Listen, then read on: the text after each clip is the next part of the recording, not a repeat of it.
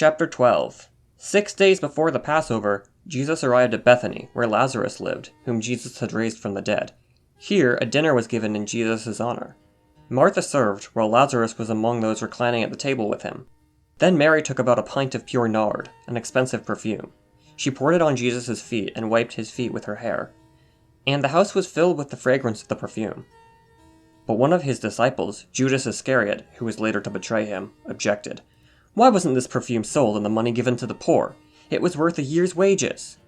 He did not say this because he cared about the poor, but because he was a thief. As keeper of the money bag, he used to help himself to what was put into it. "Leave her alone," Jesus replied. "It was intended that she should save this perfume for the day of my burial. You will always have the poor among you, but you will not always have me." Meanwhile, a large crowd of Jews found out that Jesus was there and came, not only because of him, but also to see Lazarus, whom he had raised from the dead. So the chief priests made plans to kill Lazarus as well, for on account of him, many of the Jews were going over to Jesus and putting their faith in him. The next day, the great crowd that had come for the feast heard that Jesus was on his way to Jerusalem. They took palm branches and went out to meet him, shouting, "Hosanna! Blessed is he who comes in the name of the Lord! Blessed is the King of Israel!" Jesus found a young donkey and sat upon it, as it is written, "Do not be afraid, O daughter of Zion. See, your king is coming, seated on a donkey's colt." At first his disciples did not understand all this. Only after Jesus was glorified did they realize that these things had been written about him, and that they had done these things to him. Now the crowd that was with him when he called Lazarus from the tomb and raised him from the dead continued to spread the word.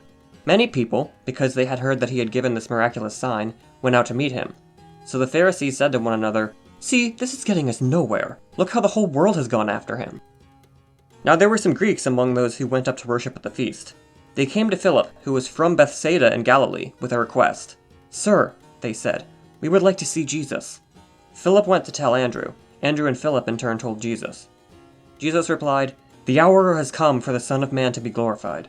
I tell you the truth, unless a kernel of wheat falls to the ground and dies, it remains only a single seed. But if it dies, it produces many seeds. The man who loves his life will lose it, while the man who hates his life in this world will keep it for eternal life. Whoever serves me must follow me, and where I am, my servant also will be. My Father will honor the one who serves me. Now my heart is troubled, and what shall I say? Father, save me from this hour? No, it was for this very reason I came to this hour. Father, glorify your name." Then a voice came from heaven. "I have glorified it, and will glorify it again." The crowd that was there and heard it said it had thundered. Others said an angel had spoken to him. Jesus said, "This voice was for your benefit, not mine. Now is the time for judgment on this world. Now the prince of this world will be driven out. But I, when I am lifted up from the earth, will draw all men to myself." He said this to show the kind of death he was going to die. The crowd spoke up. "We have heard from the law that the Christ will remain forever. So how can you say, the Son of Man must be lifted up? Who is the Son of Man?" Then Jesus told them, "You are going to have the light just a little while longer. Walk while you have the light, before darkness overtakes you. The man who walks in the dark does not know where he is going. Put your trust in the light while you have it, so that you may become sons of light." When he had finished speaking, Jesus left and hid himself from them. Even after Jesus had done all these miraculous signs in their presence, they still would not believe in him. This was to fulfill the word of Isaiah the prophet. "Lord, who has believed our message, and to whom has the arm of the Lord been revealed?"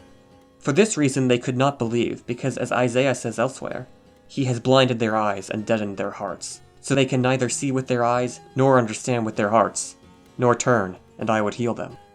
Isaiah said this because he saw Jesus' glory and spoke about him. Yet at the same time, many even among the leaders believed in him. But because of the Pharisees, they would not confess their faith, for fear they would be put out of the synagogue, for they loved praise from men more than praise from God. Then Jesus cried out, "When a man believes in me, he does not believe in me only, but in the one who sent me. When he looks at me, he sees the one who sent me. I have come into the world as a light, so that no one who believes in me should stay in darkness. As for the person who hears my words but does not keep them, I do not judge him. For I did not come to judge the world, but to save it. There is a judge for the one who rejects me, and does not accept my words. That very word which I spoke will condemn him at the last day. For I did not speak of my own accord, but the Father who sent me commanded me what to say and how to say it. I know that his command leads to eternal life, so whatever I say is just what the Father has told me to say."